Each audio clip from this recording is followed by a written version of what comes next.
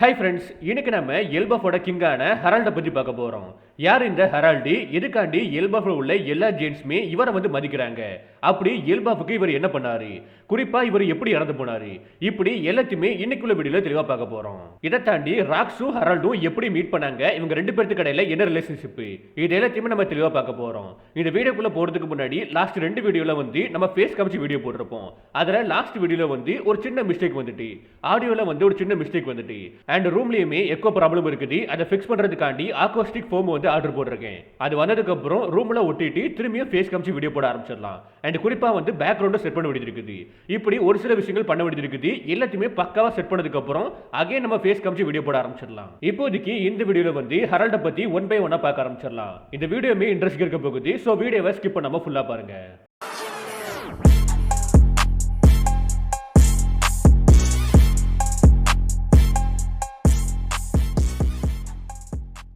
வீடியோக்குள்ள போறதுக்கு முன்னாடி நான் இன்னொரு விஷயம் சொல்ல மறந்துட்டேன். நான் புதுசா ஏகப்பட்ட அனிமே போடலான்ட்டு யோசிச்சு வச்சிருக்கேன். ஸோ அது எல்லாத்துக்குமே ஃபேஸ் காமிச்சு போட்டால் தான் கரெக்டாக இருக்கும், காப்பிரைட்ஸ் வராமல் இருக்கும். ஸோ அதனால தான் ஃபேஸ் காமிச்சு வீடியோ போட ஆரம்பித்தேன். என்னதான் மிஸ்டேக் கமெண்ட் வந்தாலும், என்னதான் ஆடியோ குவாலிட்டி வந்து கொஞ்சம் மிஸ்டேக்காக இருந்தாலும், கொஞ்சம் ப்ராப்ளமாக இருந்தாலும், நிறைய பேர் பாசிட்டிவாக நிறைய கமெண்ட் பண்ணிட்டு இருந்தீங்க.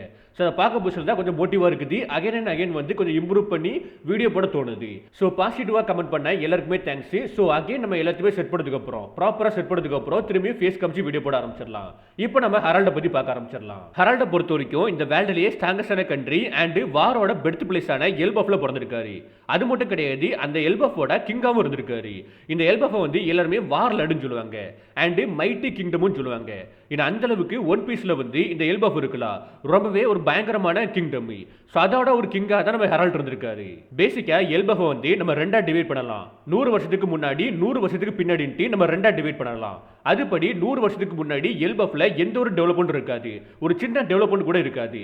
பட் 100 வருஷத்துக்கு அப்புறம் ஏகப்பட்ட டெவலப்மெண்ட் இருக்கும்.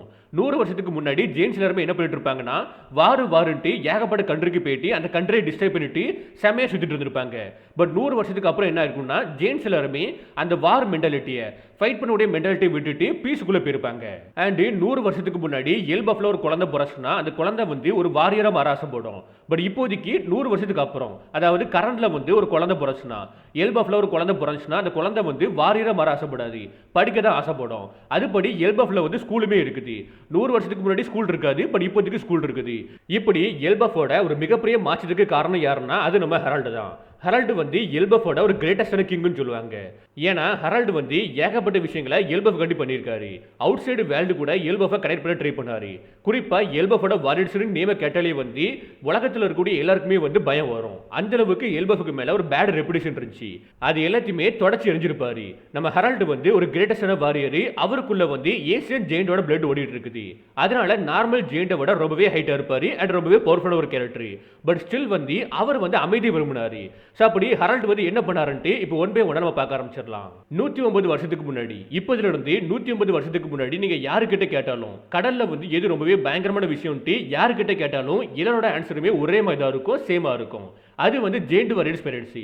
ஏன்னா அந்த காலகட்டத்தை அவங்க தான் டோமினேட் பண்ணாங்க. அண்ட் எல்பஃப்ல இருந்து ஒரு சின்ன மெர்ச்சன்டைஸ் ஷிப் வந்தாலுமே அந்த காலகட்டத்தில் எல்லாருமே பயந்தாங்க. ஏன்னா அந்த அளவுக்கு எல்பஃபோட ரெப்புடேஷன் வந்து ரொம்பவே பேடா இருந்துச்சு. அதுக்கு ஒரு முக்கியமான காரணமா இருந்த ஆள் யாருன்னா அது வந்து கிங் ஹெரால்டு. அவனுக்கு அந்த டைம் வந்து 45 வயசு இருக்கும். அந்த 45 வயசுல வந்து பியூர் ஸ்கம்மா இருந்தான். எந்த ஒரு இடத்துக்கு போனாலுமே அந்த இடத்த வந்து ஃபன்னுக்காண்டி டிஸ்ட்ரைப் பண்ணிட்டே இருப்பான். ஸோ அப்படி ஒரு பியூர் ஸ்கம்மா தான் அவன் ஸ்டார்டிங்ல இருந்திருக்கான். ஹெரால்டோட சைல்ட்ஹுட் பார்க்க போஸ்ட்ல ரொம்பவே வைல்டா தான் இருந்திருக்குது. அவனோட ஃப்ரெண்ட்ஸ் தான் டோரி புருக்கி. இவங்க 3 பேருமே சின்ன வயசுல ரொம்பவே வைல்டா இருந்திருக்காங்க. அண்ட் பேசிக்கா ஹெரால்டு வந்து ஒரு பிரின்ஸா இருக்கனால அவனோட ஸ்டேட்டஸ் வந்து ரொம்பவே ஹையா இருக்குது. அண்ட் அவனுக்குள்ள ஏசியன் ஜெயிண்டோட பிளட் லைன் இருக்குது. அது மூலமா அவனுக்கு வந்து கொலஸ்ட்ரால் பாடி இருக்குது, மான்ஸ்டர்ஸ் செந்துமே இருக்குது. இது மூலமா ரொம்பவே ரூத்லஸாவும் இருக்கான், அரகண்டாவும் இருக்கான், அரகண்டா சுத்திட்டு இருக்கான். அண்ட் அவனுக்கும் வயசாக அவன் எல்பஃபை விட்டு வெளியே வந்து ஏகப்பட்ட கண்ட்ரிக்குள்ள போய் அந்த கண்ட்ரியை டிஸ்டர்ப் பண்ணிட்டு இருக்கான் ஃபண்டுக்குன்ட்டு. பட் அதுவுமே ஒரு கடத்துல வந்து அவனுக்கு போர் அடிக்க ஆரம்பிக்குது. ஏன்னா மோஸ்டா வந்து அந்த கண்ட்ரி எல்லாமே, அந்த கிங்டம் எல்லாமே ஹியூமன்ஸோட கிங்டம் தான். ஹியூமன்ஸ் எல்லாம் ஒண்ணுமே பண்ண முடியாது பாத்தீங்களா? அதனால இவனுக்குமே ஒரு கடத்து மேல போர் அடிக்க ஆரம்பிக்குது. ஸோ அந்த மாதிரி டைம்ல வந்து இவனோட கப்பல்ல சுத்திட்டு இருப்பான், கடல்ல சுத்திட்டு இருப்பான். அப்போ நியூ வேர்ல்டுல கிங்டம் ஆஃப் பண்டுன்ட்டு ஒரு இடத்த ரீச் பண்றான். அந்த இடத்துல இருக்கக்கூடிய ஹியூமன்ஸ் எல்லாருமே என்ன பண்ணிருக்காங்கன்னா ஒரு ஜெயிண்ட் பொண்ணை வந்து பிடிச்சி கேஜுக்குள்ள அடைச்சு வச்சு சர்க்கஸ் மாதிரி பண்ணிட்டு இருக்காங்க. இதை பார்த்து ஹரால்டுமே சமய கடுப்பாகி நீ ஜேம்ஸை வந்து பிடிச்சி வச்சிருக்கேன்ட்டு உள்ள இறங்கி மொத்த கிங்டமே டிஸ்ட்ராய் பண்றான். டிஸ்ட்ராய் பண்ணி அந்த பொண்ணை காப்பாற்றி கப்பலுக்கு கூட்டு வந்துருந்தான். கூட்டிட்டு வந்ததுக்கு அப்புறம் அந்த பொண்ணு இவனுக்கு தேங்க்ஸ் சொல்லு நினைச்சான். பட் அந்த பொண்ணு வந்து தேங்க்ஸ் சொல்லாம அவனை வந்து அட்டாக் பண்ணுது. ஹரால்டை வந்து அட்டாக் பண்ணுது. அதை பார்த்து அவனுக்கு ரொம்பவே ஷாக்கா இருக்குது. சப்பா தான் அந்த பொண்ணு எக்ஸ்பிளைன் பண்ண ஆரம்பிக்கிறா. அந்த பொண்ணோட நேம் வந்து ஈடா. அவ ஒரு ஜெயிண்ட், பட் எல்பஃபோட ஜெயிண்ட் கிடையாது, வேற ஒரு இடத்துல பிறந்த ஒரு ஜெயிண்ட். சவுலுமே வந்து நான் சாகக்கூடிய கண்டிஷன்ல இருக்க போஸ்ட்ல இந்த ஹியூமன்ஸ் தான் வந்து என்ன காப்பாத்தினாங்க. காப்பாத்தி எனக்கு சாப்பாடு கொடுத்தாங்க. என்னோட இன்ஜுரிஸுக்கு வந்து ட்ரீட்மெண்ட் கொடுத்து என்ன ரிகவர் பண்ண வச்சாங்க. அதனால கப்பலை திருப்பி நீ அவங்க கிட்ட சாரி கேட்கணும்டி. ஏன்னா ஏகப்பட்ட மக்களை நீ காயப்படுத்திருக்கான்டி. உடனே ஹரால்டுமே கடுப்பாகிறான். உனக்கு வந்து பைத்தியம் பிடிச்சிட்டா. நீ திரும்பியும் அந்த பியூனி டால் கிங்டமுக்கு போக நினைக்கிறியான்டி. அதுக்கு ஈடாவுமே திரும்பியும் ஹரால்டை அட்டாக் பண்றா. அட்டாக் பண்ணிட்டு லிட்டில் டால்ஸா நீ எதை மீன் பண்றா? நீ பிறக்க போஸ்ட்லயே பெருசா பிறந்தனால உன்னோட ஸ்ட்ரென்த் வந்து ஃபேட்டா மாறிட்டி. அதுக்காண்டி நீ ஹியூமன்ஸை விட பெட்டர்லாம் கிடையவே செய்யாது. நீ வந்து ஒரு அரகண்டான டிஸ்கிரேஷன்டி. ஒன்ன மாதிரி ஆட்கள் இருக்கனால தான் ஜேன்ஸ் எல்லாருமே தப்பா புரிஞ்சுக்கிட்டாங்க. ஜேன்ஸை வந்து சேவேஜ் நினைக்கிறாங்கன்ட்டு. சப்பதான் நம்ம ஹரால்டுமே திங்க் பண்ணி பார்க்கறான். நான் ஜஸ்ட் வந்து பெருசா பிறந்திருக்கேன் அவ்வளவுதான்ட்டு. அதுக்கப்புறம் கப்பலை திருப்பி கிங்டம் குள்ள போறாங்க. அதுல ஈடா வந்து எல்லா மக்களுக்கும் ஹெல்ப் பண்றா. மக்களுமே அவகிட்ட ரொம்பவே நார்மலா பேசுறாங்க. ஹியூமன்ஸுமே அவகிட்ட ரொம்பவே நார்மலா பேசுறாங்க. அந்த டைம் ஹரால்டோட பாடி கார்ட்ஸ் எல்லாருமே கிங் ஹரால்டி நம்ம இங்கிருந்து கிளம்பலாமான்னு கேட்க போஸ்ட்ல ஹரால்டுமே கடுப்பாக ஆரம்பிக்கிறான். கோபப்பட ஆரம்பிக்கிறான். இதுக்கு எல்லாருமே என்னோட ஃபேஸை பார்த்துருக்கீங்க, நீங்க அந்த கிங்டமை ரீபில்ட் பண்றதுக்கு ஹெல்ப் பண்ணுங்கன்ட்டு. அப்படி எல்லாருமே ஒன்னா சேர்ந்து ஹெல்ப் பண்ண ஆரம்பிக்கிறாங்க. அப்பதான் நம்ம கிங் ஹரால்டுக்கு வந்து புரிய ஆரம்பிக்குது. இந்த கிங்டமோட அந்த கன்ஸ்ட்ரக்ஷன் இருக்குல்ல, அந்த கன்ஸ்ட்ரக்ஷன் டெக்னிக் அது வந்து வித்தியாசமா இருக்குது. இந்த கிங்டமோட ஸ்பைசஸ் வந்து ரொம்பவே டேஸ்டா இருக்குது. ஃபேப்ரிக் வந்து ரொம்பவே குவாலிட்டியா இருக்குது. அண்ட் குறிப்பா இந்த கிங்டமோட கல்ச்சருமே ரொம்பவே வித்தியாசமா இருக்குன்ட்டு எல்லாத்தையுமே திங்க் பண்ணி பார்க்கறான். ஒன்ஸ் எல்பஃபுக்கு போனதுக்கு அப்புறம் அங்க இருக்கக்கூடிய எல்லாருக்கிட்டையும் நம்ம இதை டீச் பண்ணி கொடுக்கணும், எல்லாருக்கிட்டையும் சொல்லி கொடுக்கணும்ட்டு ஹரால்டு திங்க் பண்ணிட்டு இருக்கான். அண்ட் இந்த கிங்டமை டிஸ்ட்ராய் பண்ணதுக்காண்டி இந்த கிங்டமோட கிங் கிட்ட சாரியும் கேட்கறான். அதுக்கப்புறம் ஈடாவும் ஹரால்டும் ஒன்னா சேர்ந்து ஏகப்பட்ட இடத்துக்கு போக ஆரம்பிக்கிறாங்க. ஏகப்பட்ட ஐலண்டுக்கு போக ஆரம்பிக்கிறாங்க. இப்படி ஈடாவும் ஹரால்டும் ஒன்னா சேர்ந்து டைம் ஸ்பெண்ட் பண்றாங்க. அது மூலமா ஹரால்டு வந்து கொஞ்சம் கொஞ்சமா சேஞ்ச் ஆயிட்டே இருக்கான். சின்ன வயசுல இருந்து இப்போ வரைக்குமே ரொம்பவே அரகண்டா இருந்தான். பட் ஈடாவை பார்த்து ஈடா கூட பழகினதுக்கு அப்புறம் கம்ப்ளீட்டா சேஞ்ச் ஆகிறான். இதுக்கு முன்னாடி இருந்த பெர்சனை நீங்க பார்க்கவே முடியாது, கம்ப்ளீட்டா சேஞ்ச் ஆயிருந்தான். இப்போ 105 வருஷத்துக்கு முன்னாடி நம்ம ஹரால்டு எல்பஃபுக்கு வந்து எல்பஃப்ல இருக்கக்கூடிய எல்லா ஜேன்ஸ் கிட்டையும் பேச ஆரம்பிக்கிறான். நம்ம இப்போ வரைக்கும் கவுண்ட்லெஸ்ஸான ஏகப்பட்ட தப்புகள் பண்ணியிருக்கோம். அது எல்லாத்துக்குமே நம்ம பரிகாரம் தேட போறோம். ஆஸ் எ கிங்கா வந்து நான் தொடர்ந்து ஏகப்பட்ட கண்ட்ரிக்கு வந்து டிராவல் பண்ண போறேன். டிராவல் பண்ணி அங்க இருக்கக்கூடிய எல்லாத்தையுமே லேண்ட் பண்ண போறேன். லைக் வந்து ஒவ்வொரு கண்ட்ரிலையுமே வந்து கன்ஸ்ட்ரக்ஷன் டெக்னிக் வந்து வித்தியாசமா இருக்கும், ஃபேப்ரிக் வந்து வித்தியாசமா இருக்கும், அதே மாதிரி ஸ்பைசஸா இருக்கட்டும், அப்புறம் வந்து உணவுகளா இருக்கட்டும், இது எல்லாமே டிஃப்ரெண்டா இருக்கும். பாத்தீங்களா, இது எல்லாத்தையுமே லேண்ட் பண்ண போறேன். அண்ட் குறிப்பா அவங்களோட கல்ச்சரையும் லேண்ட் பண்ண போறேன். லேண்ட் பண்ணி நம்மளோட லேண்ட் இருக்குல்ல, இந்த எல்பஃபை வந்து செழிப்பா மாத்த போறேன்ட்டு ஹரால்டு டிசைட் பண்றான். இதை தாண்டி நம்மளோட நேபர்ஸ் இருக்காங்களா, அவங்க கூட டிப்ளமேட்டிக்கா நம்ம ஸ்ட்ராங்கான ரிலேஷன்ஷிப்குள்ள போக போறோம். அண்ட் கண்டிப்பா நீங்க வந்து உங்களோட வாரியர்ஸ் வேயை கண்டினியூ பண்ணலான்ட்டு ஹரால்டு முடிவு பண்றான். இதை கேட்ட ஜொர்லா இருக்கட்டும் ரெண்டு பேருமே சாக்க வராங்க. ஹரால்டு வந்து நல்லாவே சேஞ்ச் ஆயிருக்கான்ட்டு. அண்ட் குறிப்பா ஹரால்டுக்கு வந்து ஒரு பயங்கரமான சூப்பரான ஜேர்னி முன்னாடி வெயிட் பண்ணிட்டு இருக்குன்னு சொல்றாங்க. இதெல்லாம் கேட்ட ஈடாவுமே எல்பஃப் வந்து ஹரால்ட மாதிரி ஒருத்தன் கிடைச்சதுக்கு ரொம்பவே புண்ணியம் பண்ணிருக்கணும்ட்டு. இப்போ ஹரால்டு ஈடா ரெண்டு பேரும் சேர்ந்து ஏகப்பட்ட இடத்துக்கு டிராவல் பண்ண ஆரம்பிக்கிறாங்க. டிப்ளமேட்டிக்கா ஏகப்பட்ட நேஷன்ஸ் கூட எக்ஸ்சேஞ்ச் பண்ண ஆரம்பிக்கிறாங்க. அவங்களோட கல்ச்சரை வந்து அண்டர்ஸ்டாண்ட் பண்ண ஆரம்பிக்கிறாங்க. பீப்புள்ஸ் கூட கனெக்ஷனை ஏற்படுத்த ட்ரை பண்றாங்க. ஏன்னா அப்படி மட்டும் இல்லைன்னா இன்டர்நேஷனலா கோஆபரேஷன் வந்து ரொம்பவே இம்பாசிபிள்ட்டு ஹரால்டு திங்க் பண்ணி ஒவ்வொரு பீப்புள் கூடயும் கனெக்ஷனை ஏற்படுத்த ட்ரை பண்றான். இப்படி ஹரால்டு தொடர்ந்து ஏகப்பட்ட நேஷன்ஸ்க்கு போயிட்டே இருக்கான். கரெக்டா 81 வருஷத்துக்கு முன்னாடி ஈடாக்கும் ஹரால்டுக்கும் வந்து ஒரு குழந்தை பிறக்குது. அதான் அஜுருதீன். இவங்க ரெண்டு பேருமே அபிஷியலா மேரேஜ் பண்ணிருக்க மாட்டாங்க. ஏன்னா எல்பஃபோட ட்ரெடிஷனை பொறுத்த வரைக்கும் ராயல் ஃபேமிலிக்குள்ள பியூர் பிளட் இருக்கக்கூடிய ஆட்கள் மட்டும் தான் போகணும். அதுபடி ஈடா என்னதான் ஒரு ஜெயிண்டா இருந்தோம், அவ எல்பஃபை சேர்ந்த ஆள் கிடையாது. அண்ட் பியூர் பிளட்டுமே கிடையாது. அதனால இவங்க ரெண்டு பேர்த்தால மேரேஜ் பண்ணிக்கிட முடியல. ஈடாவுமே இதை வந்து பெருசு எடுத்துக்கவே இல்லை. ஈடாவை பொறுத்த வரைக்கும் ஹரால்டு கூட இருந்தா மட்டும் போதும், ஹரால்டு கூட இருந்தா மட்டும் போதும்னு முடிவு பண்ணிட்டா. அதனால வந்து இந்த விஷயத்தை பெருசு எடுத்துக்கவே இல்லை. அதுக்கப்புறம் ஹரால்டுக்கு வந்து ஒரு பொண்ணை பார்க்கறாங்க. அதுதான் நம்ம எஸ்ட்ரீட் வந்து ஒரு ராயல் ஃபேமிலி சேர்ந்தவ. அண்ட் குறிப்பா வந்து பியூர் பிளட் அவளுக்கு இருக்குது. அது மூலமா இவங்க ரெண்டு பேரும் மேரேஜ் பண்றாங்க. ஹரால்டும் எஸ்ட்ரீட்டும் வந்து மேரேஜ் பண்றாங்க. எஸ்ட்ரீட்டை பொறுத்த வரைக்கும் அவளுக்கு ஓமன் மேல நம்பிக்கை உண்டு. அதுக்கேற்ற மாதிரி தான் ஏகப்பட்ட விஷயங்கள் பண்ணிட்டு இருப்பா. ஸோ ஒன்ஸ் இவங்களுக்கு மேரேஜ் முடிஞ்சதுக்கு அப்புறம் கூட ஹரால்டு வந்து தொடர்ந்து ஏகப்பட்ட விஷயங்கள் பண்ணிட்டு இருக்கான். லைக் அவன் ஆம்பிஷன் நோக்கி போயிட்டு இருக்கான். ஸோ அப்படி 70 வருஷத்துக்கு முன்னாடி கடல் வந்து ரொம்பவே ரஃபா இருக்குது. அந்த மாதிரி டைம்ல கூட ஹரால்டு வந்து ஈஸியா ஒரு ஐலண்ட்ல இருந்து இன்னொரு ஐலண்டுக்கு டிராவல் பண்ணி போயிட்டு இருக்கான். இந்த விஷயத்தை வந்து ஹியூமன்ஸ் கிட்ட சொல்லி கொடுக்குறான். ஏன்னா அந்த டைம் வந்து கடல் ரொம்பவே கொந்தளிப்பா இருந்திருக்குது. எந்த ஒரு ஹியூமன்ஸாலையும் ஈஸியா டிராவல் பண்ண முடியாம இருந்திருக்குது. அப்போ ஹெரால்டுமே எல்பஃபோட நேவிகேஷன் டெக்னிக் இருக்கும்ல, அதை வந்து ஹியூமன்ஸுக்கு சொல்லி கொடுக்குறான். ஏகப்பட்ட ஹியூமன்ஸுக்கு சொல்லி கொடுக்குறான். வானத்துல வந்து போலார் ஸ்டார்ன்ட்டு ஒரு ஸ்டார் உண்டு. அந்த ஸ்டார் வந்து எப்பவுமே மூவ் ஆகாது. அதை யூஸ் பண்ணி நீங்க டிராவல் பண்ணீங்கன்னா உங்களால ஈஸியா டிராவல் பண்ண முடியும்ட்டு. இது வந்து ஏகப்பட்ட ஹியூமன்ஸுக்கு ஹெல்ப்ஃபுல்லா இருக்குது. இதை தாண்டி நம்ம ஹெரால்டுமே ஃபிஷ்மேன் ஐலண்டுக்கு போயிட்டு அங்க ஃபிஷ்மேன்ஸ் மெர்மெய்டுன்ட்டு எல்லாத்தையுமே பார்த்துருக்கான். குறிப்பா வந்து பிரின்ஸ் நெப்டியூன் பறக்கிறதையும் அவன் பார்த்துட்டு வந்திருக்கான். இப்படி ஹெரால்டு வந்து எங்கெல்லாம் போய் எதெல்லாம் பார்க்குறானோ அது எல்லாத்தையுமே ரிட்டர்ன் வந்து எல்பஃபுக்கு ரிட்டர்ன் வந்து அங்க இருக்கக்கூடிய ஆட்கள் கிட்ட எக்ஸ்பிளைன் பண்ணிட்டே இருப்பான். அதுக்கப்புறம் 63 வருஷத்துக்கு முன்னாடி நம்ம ஹெரால்டு இருக்கோம்ல, அவனுக்கு வந்து ரெண்டாவது பையன் பிறக்கிறான். அதான் நம்ம லோக்கி. அதாவது எஸ்டேட்டுக்கு வந்து ஃபர்ஸ்ட் பையன் தான், பட் ஹெரால்டுக்கு வந்து ரெண்டாவது பையன். எல்லாருக்குமே என்னமே ஒரு குழப்பம் இருக்குது. நம்ம லோக்கி தான் வந்து அண்ணன், நம்ம அஜ்ருதீன் வந்து தம்பின்ட்டு. பட் அப்படி கிடையாது. அஜ்ருதீன் தான் வந்து அண்ணன், நம்ம லோக்கி வந்து தம்பி. லோக்கி பிறக்க போஸ்ட்லயே அவன் கண்ணு வந்து வித்தியாசமா இருக்கும். அதனால அவனோட அம்மாவான லோக்கியோட அம்மாவான எஸ்டே வந்து அவனை வந்து மான்ஸ்டர்னு சொல்லி அண்டர் வேர்ல்ட்ல தூக்கி போட்டுருவாங்க. அதுக்கப்புறம் கொஞ்ச நாட்கள்ல அவங்களுமே படுத்த படுக்கை ஆயிருவாங்க. உடம்பு சரியில்லாம படுத்த படுக்கை ஆயிருவாங்க. இதுக்கடையில ஹெரால்டு இருக்காம்ல, ஹெரால்டு வந்து ரொம்ப நாட்களா எல்பஃபுக்குள்ளேயே வந்திருக்க மாட்டான். அண்ட் அவனுமே ஸ்ட்ரகிள் இருப்பான். ஏன்னா டிப்ளமேசிக்கா ஏகப்பட்ட கண்ட்ரிஸ் கூட நல்ல ரிலேஷன்ஷிப்ல போக நினைச்சிட்டு இருப்பான். பட் அவன் பண்ற எல்லா ஸ்டெப்பையும் வேர்ல்டு கவர்மெண்ட் வந்து தொடர்ந்து பிளாக் பண்ணிட்டே இருப்பாங்க, தொடர்ந்து தடுத்துக்கிட்டே இருப்பாங்க. அதனால அவனுமே கொஞ்சம் ஸ்ட்ரகிள் இருக்கான். இதுக்கடையில எல்பஃப்ல வந்து ஒரு மிகப்பெரிய கிரைசிஸ் வந்து நடக்க ஆரம்பிக்குது. லைக் லோக்கி பிறந்த கொஞ்ச நாட்கள்லயே ஓல்டஸ்டான மேனான ஜொரல் வந்து இறந்து போயிருப்பாங்க. அவரை கில் பண்ணது வேற யாருமே கிடையாது, நம்ம பிக் பாம் தான். அதாவது சின்ன வயசுல இருந்த லில்லி அவ தான் கில் பண்ணிருப்பா. அதுக்கப்புறம் தொடர்ந்து வந்து அதே வருஷத்துல ஏகப்பட்ட டிராஜிக் வந்து இயல்பாக நடக்க ஆரம்பிக்குது. லைக் சடனா வந்து ஃபயர் வரும், சடனா வந்து விண்ட் ஸ்டோம் வரும், சடனா வந்து கோல்டு வருது. கோல்டு வந்து மொத்த லேண்டுமே ஃப்ரீஸ் பண்ணுது. அது மூலமா யாராலையுமே விவசாயம் பண்ண முடியல. அண்ட் குறிப்பா வந்து பயிர்கள் வளர மாட்டேங்குது, ஃபிஷிங்கும் பண்ண முடியல. மொத்த லேண்டுமே வந்து பஞ்சத்துக்குள்ள போக ஆரம்பிக்குது. இது எல்லாத்துக்குமே காரணம் வந்து லோக்கி தான். லோக்கி நீங்க கில் பண்ணாம விட்டனால தான் இது எல்லாமே நடக்குதுன்ட்டு அவனோட அம்மாவான எஸ்டே சொல்ல ஆரம்பிச்சிருவா. லோக்கி வந்து ஒரு சபிக்கப்பட்டவன்ட்டு அவனோட அம்மாவே சொல்ல சொல்ல எல்லா ஜென்ஸுமே நம்ப ஆரம்பிச்சிருவாங்க. அண்ட் எல்பஃப்ல பசி பட்டினி வந்து தலைவிரிச்சு ஆட ஆரம்பிச்சிடும். ஒரு கடத்துல வந்து ஜென்ஸுக்குள்ளேயே மாத்தி மாத்தி சண்டை போட ஆரம்பிச்சிருவாங்க. ஃபுட்டுக்காண்டி மாத்தி மாத்தி சண்டை போட ஆரம்பிச்சிருவாங்க. அந்த டைம் தான் ஹெரால்டுமே உள்ள வரான். நான் வந்து கேள்விப்பட்டேன் லோக்கி வந்து பிறந்திருக்கான். அண்ட் ரீசெண்டா வந்து ஒரு மிகப்பெரிய பஞ்சம் வந்து எல்பஃப்ல வந்திருக்குன்ட்டு. அதை பத்தி கேள்விப்பட்டு அடுத்த செகண்டே நம்மளோட அலை நேஷன்ஸ் இருக்காங்களா, அவங்க எல்லாருமே கொஞ்சம் கூட யோசிக்காம ஏகப்பட்ட கப்பல் நிறைய டசன்ஸ் ஆஃப் ஃபுட்டை வந்து அனுப்பி வச்சிருக்காங்க. என்னதான் ஹியூமன்ஸ் எல்லாருமே சின்னதாக இருந்தாலும் அவங்க மனசு வந்து பெருசாக இருக்குது. நம்மளோட வயிறு நிரம்புற அளவுக்கு ஏகப்பட்ட ஃபுட்டை அனுப்பியிருக்காங்கன்ட்டு. அவங்க எல்லாருக்குமே நம்ம நஞ்சு உணர்வோட இருக்கணும்ட்டு ஹெரால்டுமே சொல்லி அந்த ஃபுட்டை வந்து பிரிச்சு கொடுக்குறான். அது மூலமா எல்லா ஜென்ஸுமே வயிறார சாப்பிட்றாங்க.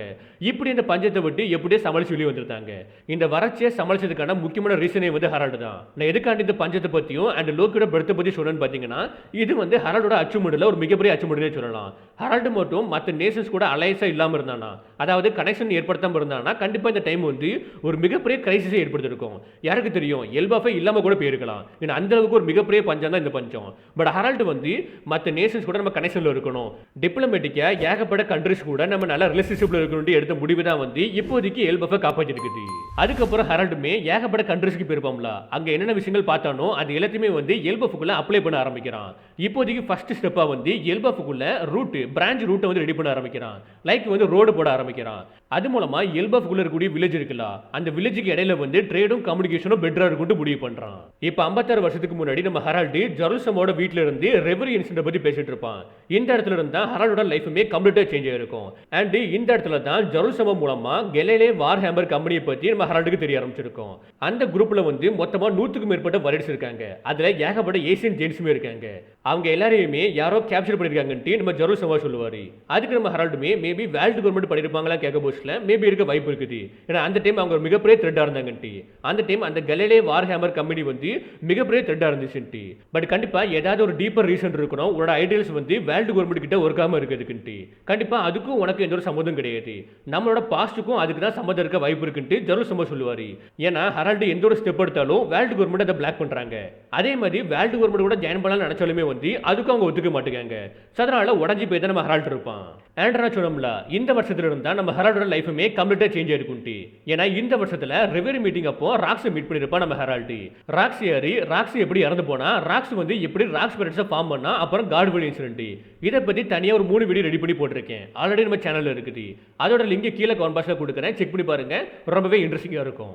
இப்போ இந்த ரெவரி மீட்டிங்கை பொறுத்த வரைக்கும் ராக்ஸ் இருக்கம்ல, ராக்ஸ் வந்து ரெவரி மீட்டிங் அட்டாக் பண்ணிருப்பான். அதே இடத்துல தான் ஹரால்டுமே இருந்திருப்பான். அந்த டைம் 2 பேருமே மீட் பண்ணியிருப்பாங்க. 2 பேருமே ஒரு கிளாஸ்க்குள்ள போயிருப்பாங்க. அந்த கிளாஸ் மூலமா 5 கிலோமீட்டர் சரௌண்டிங்ல இருக்கக்கூடிய எல்லாமே வந்து மொத்தமா நாசமா இருக்கும். மொத்தமா ப்ளோ ஆயிருக்கும். அதுக்கப்புறம் ஹெரால்டு ராக்ஸி 2 பேரும் ஒண்ணா சேர்ந்து தான் மேரி ஜூஸ்ல இருந்து தப்பிச்சு போவாங்க. தப்பிச்சு வெளியே போவாங்க. அப்போ நம்ம ராக்ஸுமே ஹெரால்டு கிட்ட நம்ம மட்டும் சர்வே ஆயிட்டோனா, நீ மட்டும் சர்வே ஆயிட்டோனா நம்ம 2 பேரும் திரும்பி மீட் பண்ணலான்ட்டு. அதுக்கு ஹெரால்டுமே நீ வந்து ரிடிகுலஸா பேசாத, ஒன்ன மாதிரி ஒரு கிரிமினல் கூட கண்டிப்பா நான் அசோசியேட் பண்ண மாட்டேன்ட்டு. அதுக்கப்புறம் 2 பேருமே ரெட் லைன்ல இருந்து ஜம்ப் பண்ணி அவங்கவங்க இடத்துக்கு போவாங்க. அதுக்கப்புறம் ராக்ஸ் என்ன பண்ணுவானா, அவன் குரூவா ஃபார்ம் பண்ணிக்கிட்டு டேரக்டா நம்ம ஹெரால்டை பார்க்கறதுக்காண்டி எல்பஃபுக்கு வந்துருவான். எதுக்காண்டி வந்திருப்பான்னு பாத்தீங்கன்னா, நம்ம ஹெரால்டை வந்து அவன் குரூவா ஜாயின் பண்ண வைக்கிறதுக்காண்டி. ராக்ஸுக்கு தெளிவா தெரியும் வேர்ல்டு கவர்மெண்ட் ஹெரால்டு சொல்ற எதையுமே கேட்க மாட்டேங்காங்கன்ட்டு. அதனால நீ ஏன் கூட ஜாயின் பண்ணிக்க, நீ ஜஸ்ட் வேர்ல்டு கவர்மெண்ட் பண்றதை செய்யக்கூடிய ஒரு சோல்ஜரா இல்லாம ஏன் கூட ஜாயின் பண்ணி நம்ம 2 பேரும் சேர்ந்து இந்த உலகத்தை வந்து பெட்டரா மாத்தலான்ட்டு, இந்த வேர்ல்டை வந்து பெட்டரா மாத்தலான்ட்டு. பட் ஹெரால்டை பொறுத்த வரைக்கும் அந்த ஓல்டு எல்பஃப் வந்து கம்ப்ளீட்டா சேஞ்ச் ஆயிட்டு.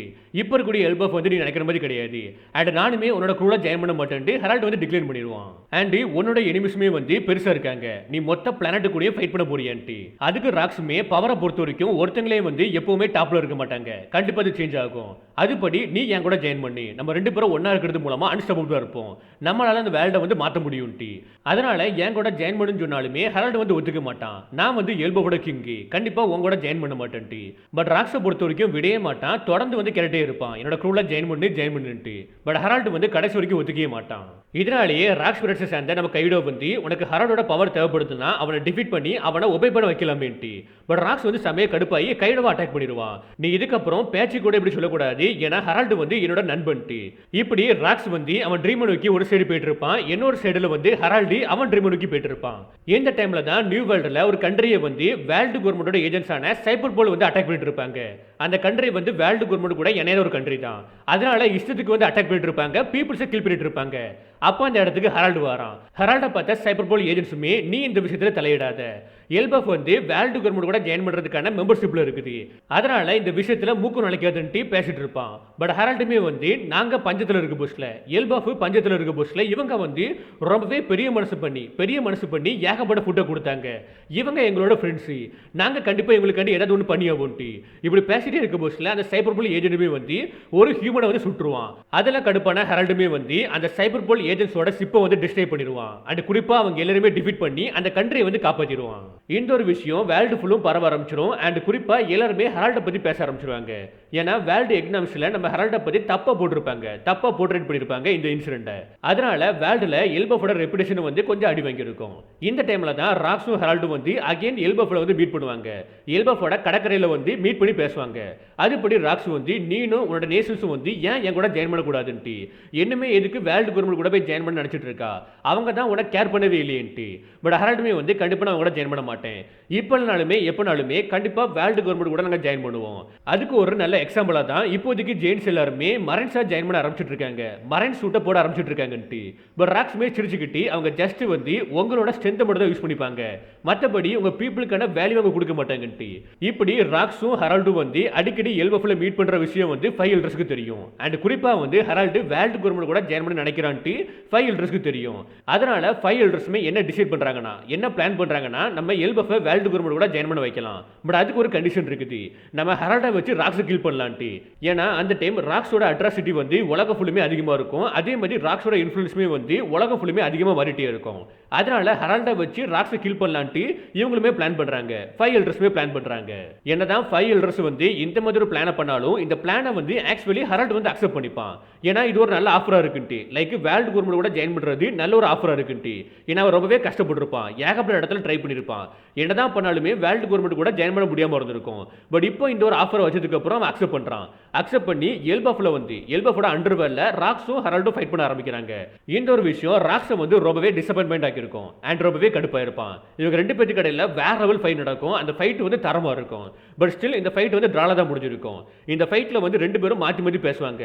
அதுல ராக்ஸ் சொல்லக்கூடிய விஷயம் வந்து ரொம்பவே வேல்யூபிளா இருக்கும், அவனோட பாயிண்ட் ஆஃப் வியூல அவன் சொல்லக்கூடிய விஷயம் வந்து வேல்யூபிளா இருக்கும். அதே மாதிரி ஹெரால்டோட பாயிண்ட் ஆஃப் வியூல அவன் சொல்லக்கூடிய விஷயம் வந்து வேல்யூபிளா இருக்கும். நம்ம வந்து ஈஸியா சொல்லிட்டு போயிடலாம், ராக்ஸோட இன்விடேஷனை ஹெரால்ட் அக்செப்ட் பண்ணி எல்பஃப் வந்து ராக்ஸ் கீழ ஜாயின் பண்ணிருக்கணும்ட்டு. சோ அது என்னதான் வந்து ராக்ஸுக்கு பெனிஃபிட்டா இருந்தாலுமே வந்து ஹெரால்டுக்கு அதுக்கு பெனிஃபிட்டா இருக்காது. ஏன்னா ராக்ஸை சூஸ் பண்றது மூலமா அவன் வார் வாக்குல தான் போக போறான். 100 வருஷத்துக்கு முன்னாடி எப்படி இருந்துச்சோ, எல்பஃப் எப்படி இருந்துச்சோ அதுதான் திரும்பி கொண்டு வர போறான். ஸோ அந்த ஒரு விஷயத்துக்காண்டி ஹெரால்டு வந்து இவ்வளவு நாட்கள் கஷ்டப்படவே இல்லை. இவ்வளவு நாட்கள் கஷ்டப்படவே இல்லை. ஸோ அதனால தான் எப்பவுமே வந்து ராக்ஸை டிக்ளைன் பண்ணிட்டே இருந்திருப்பான். ஃபைனலி இந்த ஒரு சண்டைக்கு அப்புறம் ராக்ஸும் ஹெரால்டும் அதுக்கப்புறம் மீட் பண்ணவே இல்லை.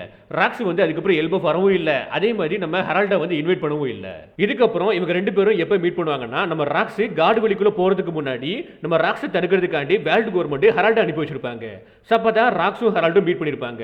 ஸோ மீட் பண்ண அந்த டைம்ல தான் வந்து ராக்ஸ் யாரு, ராக்ஸோட ரியல் நேம் என்ன, எதுக்காண்டி காடு வெளிக்குள்ள போறான், அவன் கிளான் என்ன, இது எல்லாத்தையும் பத்தி நம்ம ஹெரால்டு கிட்ட சொல்லுவான். அந்த ஹெரால்டு கிட்ட கெஞ்சி கேட்பான், எனக்கு இந்த டைம் வந்து லக் இருக்க மாதிரி தெளிவா தெரியல, அதனால என் கூட ஜாயின் பண்ணிட்டு. ஏன்னா ராக்ஸ் வந்து உண்மையாவே நம்ம ஹெரால்டை வந்து ஒரு நண்பனா பார்த்திருப்பான். அதனால தான் எல்லா விஷயத்தையுமே ஷேர் பண்ணிருப்பான். யாருக்கிட்டையும் சொல்லாத விஷயத்தை கூட நம்ம ஹெரால்டு கிட்ட ஷேர் பண்ணிருப்பான். இதை பத்தி நான் ராக்ஸோட வீடியோல தெளிவா எக்ஸ்பிளைன் பண்ணிருப்பேன். அந்த வீடியோவை செக் பண்ணி பாருங்க.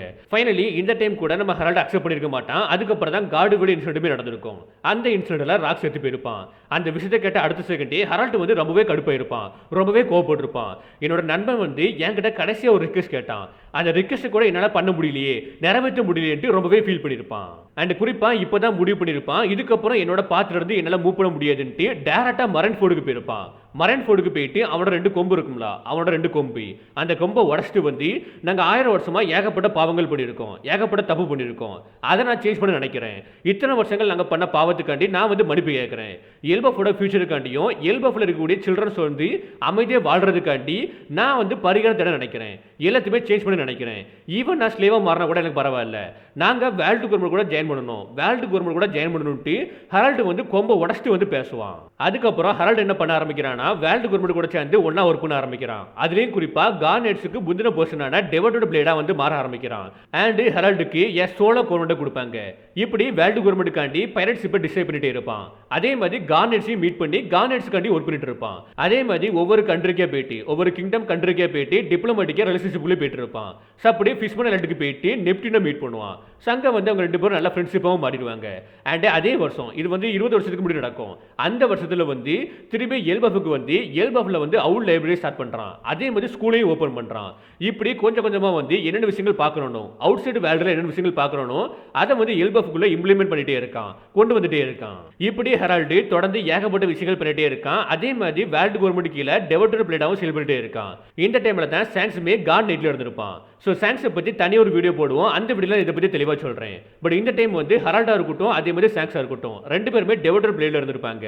அண்ட் குறிப்பாக ஃபர்ஸ்ட் சாங்ஸ் தான் வந்து காட் நைட்டாக ப்ரொமோட் ஆகிறதா இருந்துச்சு. பட் சாங்ஸ் அந்த டைம் வந்திருக்க மாட்டான். அதனால அந்த ஆஃபர் வந்து நம்ம ஹெரால்டுக்கு போகுது. அவன் வந்து காட் நைட்டாக மாறுறான். அவனுக்கு அடுத்த கோவனட்டுமே கொடுக்குறாங்க. இது மூலமா நம்ம ஹெரால்டுமே டைரக்டா ஈமுவை பார்க்கறான். அதே மாதிரி ஈமு கீழே போகிறான். அண்ட் அபசல் பெண்டகிராம் இருக்கும்ல, அந்த பெண்டகிராமை வந்து எல்பஃப்ல மார்க்கும் பண்றான், எல்பஃப்ல வரையும் செய்யறான். இது மூலமா டைரக்டா வந்து ஹோலி லேண்ட்ல இருந்து இங்கே வந்து டிராவல் பண்ணி போயிட்டு இருப்பான். இது வரைக்கும் எல்லாமே ஓரளவுக்கு நார்மலா போயிட்டு இருக்குது. பட் இதுக்கப்புறம் கொஞ்சம் சேஞ்ச் ஆயிரும். ஏன்னா ஈமு வந்து ஹெரால்டுக்கு ஒரு ஆர்டர் கொடுப்பா. எல்பஃப்ல இருக்கக்கூடிய எல்லா ஜெயின்ஸுமே வந்து ஒரு என்டையர் ஆர்மியா, ஒரு மிகப்பெரிய ஆர்மியா ஃபார்ம் பண்ணி வேர்ல்டு கவர்மெண்ட் கீழே கொண்டு போன்ட்டு.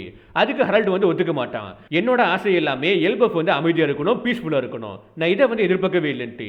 பட் ஈமுவே சொல்லுவா, நீ ஜாயின் பண்ண பஸ்ல ஒரு விஷயம் சொன்னா உனக்கு ஞாபகம் இருக்குல்ல, நீ ஸ்லேவா மாறினா கூட பரவாயில்லன்ட்டு. அதுக்கு ஹெரால்டுமே நான் தான் வந்து ஸ்லேவா மாற போறேன்னு சொன்னேன் தவிர எல்பஃபை ஸ்லேவா மாற்ற போறேன்னு சொல்லவே இல்லையன்ட்டு. பட் ஈமு வந்து கோவப்பட்டுருவா. ஸோ நான் வந்து உங்ககிட்ட ஒரு ஆர்டர் கொடுத்தா அதை நீ பண்ணி தான் முடிக்கணும், அதை விட்டுட்டு என்கிட்ட எதிர்த்து பேசக்கூடாதுன்ட்டு நம்ம ஈமுவுமே ஹெரால்டை கண்ட்ரோல் பண்ண ஆரம்பிச்சிருவா. அப்பதான் ஹெரால்டுக்குமே புரிய ஆரம்பிக்குது, இவன் வந்து இவங்களோட பிளானே வந்து நம்மள ஸ்லேவா மாத்துறது, ஜெயின்ஸ் எல்லாருமே ஒன்னா வச்சு ஒரு மிகப்பெரிய ஆர்மி உருவாக்கி வேர்ல்டு கவர்மெண்ட் கீழே வைக்கிறதுன்ட்டு. அதனால இவன் என்ன பண்ண ஆரம்பிக்கிறானா, ஹெரால்டு என்ன பண்ண ஆரம்பிக்கிறானா, ஜெருசலேமையும் லோக்கியும் கூப்பிட ஆரம்பிக்கிறான். அஜ்ருதீனையும் கூப்பிட்டுருப்பான். பட் அஜ்ருதீன் வந்து இந்த டைம் இருந்திருக்க மாட்டான். இந்த டைம் வந்து எல்பஃப்ல இருந்திருக்க மாட்டான். சதுப்படி லோக்கி ஜெருசலேம் வராங்க. ஸோ வந்ததுக்கு அப்புறம் எல்லா உண்மைகளும் சொல்றான். ஸோ வேர்ல்டு கவர்மெண்ட் நம்மள பிட்ரே பண்ணிட்டு அவங்க வந்து நமக்கு ஹெல்ப் பண்ண நினைக்கல, நம்மள ஸ்லேவா தான் மாற்ற நினைக்கிறாங்கன்ட்டு. அண்ட் என்னால இப்போதைக்கு என் பாடி கண்ட்ரோல் பண்ண முடியல, அதனால என்ன கில் பண்ணிருந்துட்டு. அண்ட் குறிப்பா இப்போதைக்கு நான் இம்மோர்டலா இருக்கேன், என்ன டிஃபீட் பண்ணணும்னா எல்பஃபோட ட்ரெஷர் இருக்குல்ல, அந்த ட்ரெஷர் டெவில் ஃப்ரூட், அதை லோக்கி சாப்பிட்டா மட்டும் தான் என்ன டிஃபீட் பண்ண முடியும். அதனால லோக்கியை அந்த டெவில் ஃப்ரூட்டை சாப்பிட்றதுக்காண்டி அலோவ் பண்ணுங்கன்ட்டு. இப்படி லோக்கி வந்து அந்த லெஜெண்டரி டெவில் ஃப்ரூட்டை சாப்பிட்றதுக்காண்டி போயிட்டு இருப்பான். இது கடையில வந்து இந்த இடத்துக்குள்ள காபோனும் சாங்ஸும் வந்துருவாங்க. உள்ள வந்ததுக்கு அப்புறம் சாங்ஸும் காபோனும் வந்து ஹெரால்டு கூட ஃபைட் பண்ண ஆரம்பிப்பாங்க. அந்த ஃபைட்டுமே சம மாசா போயிட்டே இருக்கும். அந்த டைம்ல தான் லோக்கியுமே அந்த லெஜெண்டரி டெவில் ஃப்ரூட்டை சாப்பிட்டுட்டு வந்து டைரக்டா ஹெரால்டு கூட ஃபைட் பண்ணுவான். அந்த ஃபைட்டில் வந்து லோக்கி ஹெரால்டை கில் பண்ணுறான். இப்படி தான் ஹெரால்டோட லைஃபுமே முடியுது. ஸோ பேசிக்காக அவன் தாட் எல்லாமே வந்து எல்பஃப் வந்து அமைதியாக இருக்கணும், பழைய காலத்தில் இருந்த மாதிரி இருக்கக்கூடாது, வாரம் இருக்கக்கூடாது, அவங்களும் பீஸ்ஃபுல்லாக இருக்கணும், அதே மாதிரி ரெஸ்ட் ஆஃப் த வேர்ல்டு கூட கனெக்டாக இருக்கணும், டிப்ளமேட்டிக்காக நல்ல ரிலேஷன்ஷிப்பில் இருக்கணும்ட்டு ஹெரால்டு ஏகப்பட்ட விஷயங்கள் பண்ணியிருப்பான். அவன் தாட்டு வந்து என்னதான் நல்லதாக இருந்தாலும் வேர்ல்டு கவர்மெண்டோட ஜாயின் பண்ண நினச்சான் பார்த்தீங்களா, அதான் அவனுக்கு பேக் ஃபேராக முடிஞ்சிருக்கும். இந்த வீடியோ பொறுத்த வரைக்கும் நான் ஹெரால்டை பற்றி எல்லாமே தெளிவாக சொல்லியிருக்கேன். ஏதாவது நான் தப்பாக சொல்லி ஹெரால்டை பற்றி தப்பாக சொல்லி ஏதாவது மிஸ் பண்ணியிருந்தேன்னா கீழே கமெண்ட் பாக்ஸில் கமெண்ட் பண்ணுங்க, எல்லாருமே பார்த்து தெரிஞ்சுக்கிட்டோம். இப்போதைக்கு இந்த வீடியோ முடிக்கிறேன். ஓகே, பாய்.